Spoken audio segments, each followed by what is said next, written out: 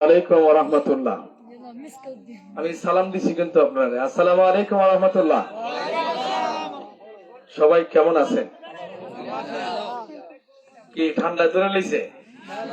হ্যাঁ, ঠান্ডা ধরছে না তো? সবাই ভালো? আওয়াজে বোঝা যায় যে সবাই ভালো না, ঠান্ডা ধরছে। ঠান্ডা বেশি না? আমিও লম্বা করতাম না। আমি আমার পরিচয় তো আপনারা অনেকে জানেন।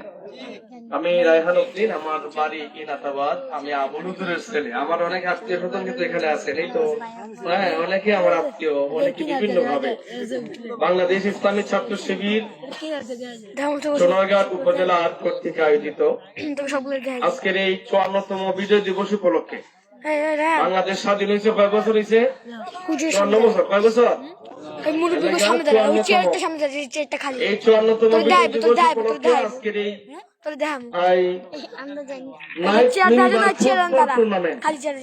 এর আয়োজন বাংলাদেশ ইসলামী ছাত্র শিবিরের উপস্থিত আছেন সোনারগাঁ উপজেলার সম্পাদক ইমরান উপস্থিত আজকের এই অনুষ্ঠানের সভাপতি আমাদের রহমত আমাদের 3 নম্বর ইউনিয়নের সভাপতি শেখ আদনান। আপনারা সবাই ছিলেন তো? কে কে ছিলেন একটু হাত তুলেন তো। কে কে ছিলেন আদনান রে? হ্যাঁ, আদনান। উপস্থিত আছেন বাংলাদেশ জামাত ইসলামী 3 নম্বর ইউনিয়নের সম্মানিত সহকারী সেক্রেটারি আশরাফ ভাই, আমার এলাকার মুরব্বিয়ান এবং আব্দুল রহমান সহ আমার এই 3 নম্বর ইউনিয়ন জামাত ইসলামীর সহকারী বাইতুল মাল সম্পাদক সাইফুর রহমান আমির ভাই সহ ভাইয়েরা, খেলোয়াড় ভাইয়েরা, অনেক মা বোনরাও শুনতেছেন। সবাইকে আমি ধন্যবাদ জানাই যে আজকের এই খেলাতে আপনারা উপস্থিত হইয়া খেলোয়াড় ভাইদেরকে ওদেরকে উৎসাহ দেওয়ার জন্য যে আপনারা আসছেন, এজন্য আপনাদেরকে ধন্যবাদ জানানো লাগবে না? যারা খেলোয়াড় এরা তো পুরস্কার লয়ে যাবে, আপনারা কি নিয়ে যাবেন? ধন্যবাদ দেওয়া লাগবে না একটা? এজন্য সবাই ধন্যবাদ। আমি আজকে যাদের সামনে দাঁড়ায় কথা বলতেছি, আপনারা আমার এলাকার সন্তান। আপনারা ভাই একটু কথা বলে ফেলি। এখানে যারা দাঁড়িয়ে আছে, এখান থেকে কেউ বাংলাদেশের প্রধানমন্ত্রী হইতো না এমন কোন গ্যারান্টি আসেনি? হইতে পারে কিনা? আজকে বাংলাদেশ যারা চালায়, সচিব যারা হয়, এরা কিন্তু বড় বড় ডিগ্রিধারী নেই, অনেক বড় কিছু নাকি আমেরিকা থেকে চালায়। এরা এলাকা থেকে উঠছে গিয়ে তারা দেশ চালায়। এরাই দেশের প্রধানমন্ত্রী হয়, এরাই দেশ চালায়, সচিব হয়, এসপি হয়, ডিসি হয়, রাষ্ট্র চালায়, ঠিক কিনা? এখানে যারা আছে এখান থেকে যে কেউ হইতে পারে বাংলাদেশের প্রধানমন্ত্রী, পারে না? সব সম্ভব কিনা? যদি চা ব্যবসায়ী থেকে যদি প্রধানমন্ত্রী হইতে পারে, আমার এই বাংলাদেশ থেকে অনেক বুদ্ধিমান ছেলেরা আমি দেখতেছি এখানে যারা আছে অনেকেই বুদ্ধিমান। আমি সবচেয়ে প্রাউড ফিল করতেছি যে এই ভালো ভালো খেলোয়াড়রা। আমার খুব ভালো লাগতেছে যে আমার এলাকাতে আমি আগে জানতাম না, এভাবে আসার সুযোগ হয়েছে না। এই গত 16 বছরে আমি আপনাদের কাছে এভাবে আমরা আইতেম পারছি না। জামাত পেয়ে শিবির বলে হয় 300 হাত দূর যা হয়, এটা জঙ্গি। এরপরে কইছে ভাই এরা রকেট চালায়, কইছে না? এই শিবির নাম হইলে কইছে বাপরে বাপ রকেট চালায় একবারে। আমি ছাত্র শিবির করছি, আমি ইসলামী বিশ্ববিদ্যালয়ে করছি, ছাত্র শিবির করছি। আচ্ছা, আজকে কি তোমরা কাছে মনে হয়নি যে শিবিরের রোগ কাটে কেউ? মনে হয়নি? এটা মনে হয়? এতদিন ধরে এরা কইছে যে বাংলাদেশ ইসলামী ছাত্র শিবির জামাত এরা ওই রাজাকার, আলবদর, কাফের, কুফার অনেক কিছু কইছে না? যারা কইছে এখন দেখা যায় জামাত সাথে এখন মুক্তিযুদ্ধে যুক্ত হইতেছে, ঠিক না? তাইলে এতদিন পর্যন্ত যে এরা কইছে এটা হইলো একটা বাউতাবাজি। এরা আমরা দেশের যুব সমাজদেরকে, এই সমস্ত ছেলেদেরকে, তোমরা অনেকে এটা জানো, এই ইরাতাবাদেও এই ছোট ছোট বাচ্চাদেরকে দিয়ে গাঁজার ব্যবসা করানো হয়। তোমরা জানো না এটা হয় কিনা? হোসেন এই কাজটা কি ভালো না খারাপ? ভালো না খারাপ? এর মাধ্যমে এই ছেলেরা কোনো কারণে জীবন শেষ না রে ভাই। অথচ যে ছেলেরা হাতের গাঁজা তুলিয়া দিয়া এরে ধ্বংস করছে, এই ছেলেটাই হইতে পারতো ইরাতাবাদের জন্য কল্যাণকামী সচিব হইয়া এই এলাকার মানুষের কল্যাণ করতে পারতো না? কিন্তু একটা গোষ্ঠী, একটা জাতি, একটা রাজনৈতিক দলের কিছু নষ্ট মানুষ এদেশের আমাদের এই ছোট ছোট বাচ্চারা এই যুব সমাজরে ধ্বংস করবার লাগা লাঠিয়াল হিসেবে ব্যবহার করে। আমরা লাঠিয়াল হিসেবে ব্যবহার হইবনি। আমরা এই বাংলাদেশে জামাত ইসলামী হয়, ছাত্র শিবির হয়, যে কোন যুব সমাজ কোন রাজনৈতিক দলের নেতার জন্য সাদাবাজের লেগা গাঁজা করে লেগা লাঠিয়াল আমরা হইতাম না, ঠিক কিনা? আমরা সমাজরে পরিবর্তন করবো, আমরা সমাজরে সাজাইমু। রাজি আছি ইনশাআল্লাহ? আমরা সবাই দায়িত্ব নেই যে আমরা ইউনিয়ন গুলাতে সাদাবাজি গাঁজা এরপরে ইয়াবা এই সমস্ত বন্ধ হোক। আমরা পারবো না বন্ধ করতাম? পারবো কিনা? এগুলার মাধ্যমে যুব সমাজ ধ্বংস হইতেছি। আরেকটা জিনিস হতে পারে, যারা মোবাইল চালাও, এই ভাইয়েরা শোনো, গত যে ইন্টারের রেজাল্ট দেখছো নি? দেখছো না? ইন্টারের রেজাল্ট একবারে 10 নামছে। কারণ কিনা? মোবাইলের নেশা। কিতাব নেশা।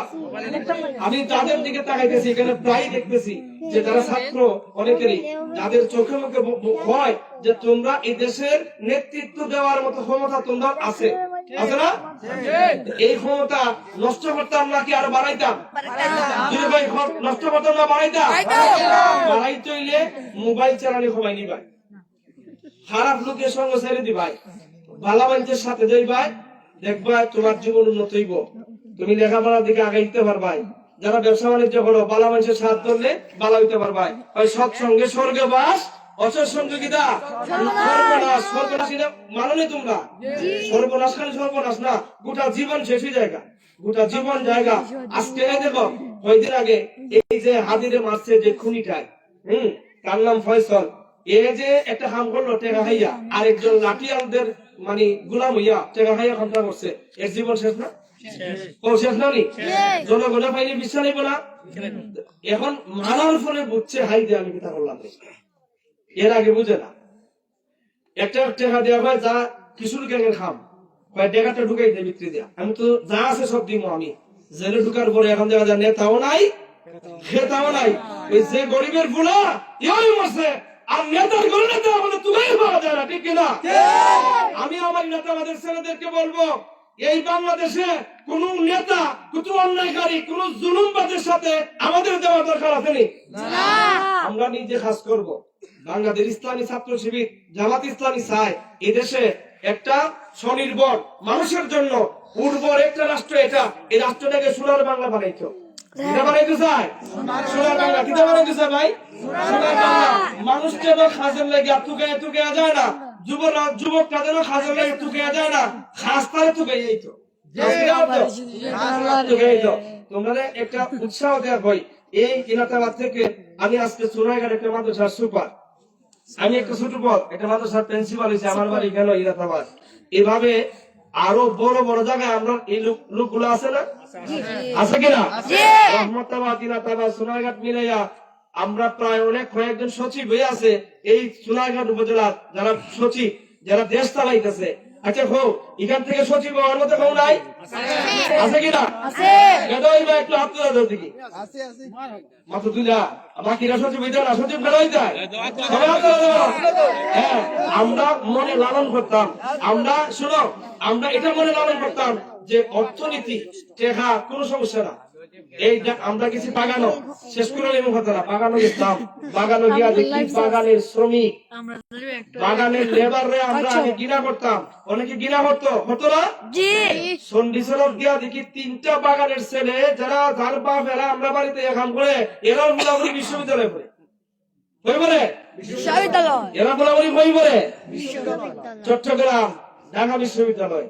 আমরা এখান থেকে ফোন দিয়া আগে গত 16 বছরে এরারে সিট দিত না বিশ্ববিদ্যালয়ে, লেবার দিকে জায়গা দেয় না, ছাত্র শিবিরের মাধ্যমে এরা জায়গা পাইছে। আলহামদুলিল্লাহ, এরা লেবার দিকে কিটা মানুষ নানি, মানুষ না এরা, এরা জায়গা দেয় না, এরা গরিবদেরকে বিশ্ববিদ্যালয়ে জায়গা দিত না। শিবির পাস করার পরে একেবারে গরিব শ্রেণীর মানুষরা সবচেয়ে বেশি সুবিধা পাইতেছে। আলহামদুলিল্লাহ। এইভাবে বাগানের শ্রমিকরা যদি বিশ্ববিদ্যালয়ে পড়তে পারে, আমার এলাকার ছেলেরা পারবো না? আজকে হয়ে যায় তোমরা যদি এমন কোন ছেলে থাকো উচ্চ শিক্ষা অর্জন করতে চাও, আমারও জানাই ভাই, ইসলামী ছাত্র শিবির তোমার দায়িত্ব নিব, ঠিক না? শিবিরের উপজেলা দায়িত্বশীল আছে, বাংলাদেশ জামাত ইসলামে তোমার দায়িত্ব নিব। আর যদি তুমি এলাকার অন্যায় কাজ করিয়া দেশ নষ্ট করতে চাও, তোমার 8 কোটি বাংলা লাগিয়া জামাত ইসলামী প্রস্তুত থাকবো, ঠিক কিনা বলে? এদেশে যদি তোমাদের কেউ অন্যায় খাতে লাগায় আবার জানাইবাই। রায়হান উদ্দিন এখানে আছে, আমার ছাত্র জামাত ইসলামীর ভাই, এদেরকে জানাইবা। সাইবুর রহমানে জানাইবেন, শুধু ছাত্র শিবিরকে জানাইবেন যে আমরা জোর করে মাদক ব্যবসা লাগাইতে চাই, আমরা দেখতাম খেলায় খেলায় এই দেশটা নষ্ট করতে চাই, এরা আমরা দেখবো ইনশাল্লাহ। এবারে আমরা দেখতে পারবো।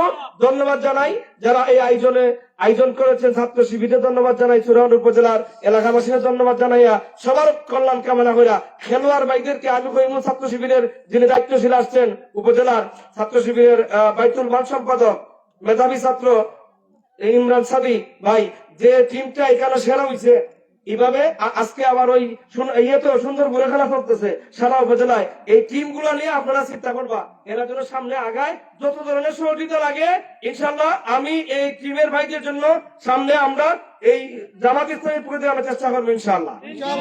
সবাই ধন্যবাদ জানাইয়া সালাম জানাইয়া আমি সবার কল্যাণ কামনা করিয়া আমার বক্তব্য এখানে শেষ করতেছি। বিশেষ করে আমার বোন যারা আমরা কষ্ট করে এই শীতের ভিতরে দেখছি অনেকে বক্তব্য শুনছেন, সবাই ধন্যবাদ জানাই শেষ করতেছি। আসসালামু আলাইকুম ওয়া রাহমাতুল্লাহ।